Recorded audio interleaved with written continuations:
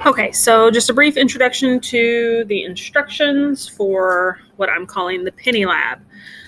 Consider we have this simple chemical reaction. A produces B, and it follows a first order rate law, and there is our rate law.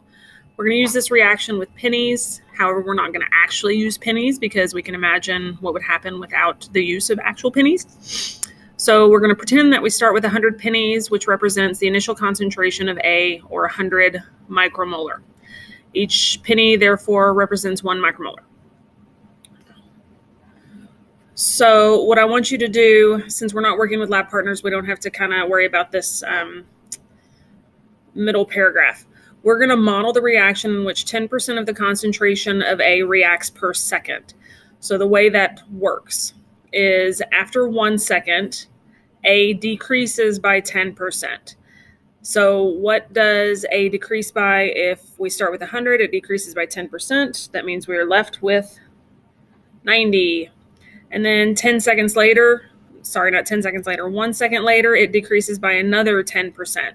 So at time equals 2 seconds, this goes down by 10%, which means it decreases by a factor of 9, leaving us with 81. 1 second after that, we see another decrease of 10%, which would be 8.1 reduction. So 81 minus 8.1 is 72.9. Feel free to round this to a whole penny since we are trying to use pennies as a model, or you can use the decimal, that's fine.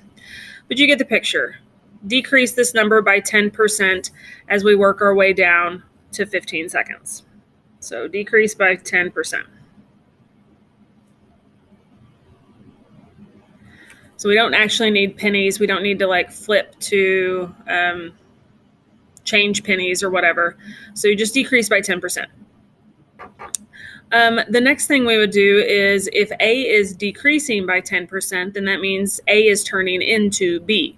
So if A went down by 10, that means we gained 10B. And then after 2 seconds, we've lost 19 pennies of A. So therefore, our concentration of B has risen to 19. And then just continue on. Once you have both of those columns done, then you can hand calculate natural log of A for each of those respective times. So you just take natural log of whatever A was at that time interval. So natural log of 90 is, I have no idea, 4.50. And then, of course, carry that down. And then ultimately the goal here, right here, is what you're going to do and submit. On the back of this page or on the second page, I want you to plot the concentration of A versus time on the graph, and then using a different color, plot how the concentration of B versus time changes on the same graph. So that is for this graph. So we're going to plot how A changes with respect to time.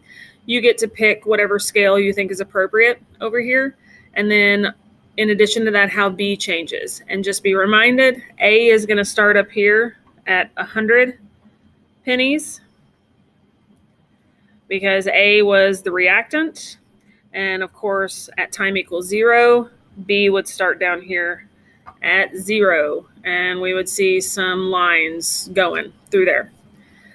Then once you have both of those things plotted, I would like for you to calculate natural log of A, which we already did in the data table, and plot that versus time in this graph. In addition to that, I would like for you to determine the rate of this reaction, please. So determine the rate of the reaction. You can do that down here in the margin. And then for submission, I just want a picture of this page. I do not need a picture of your data table. Thank you very much.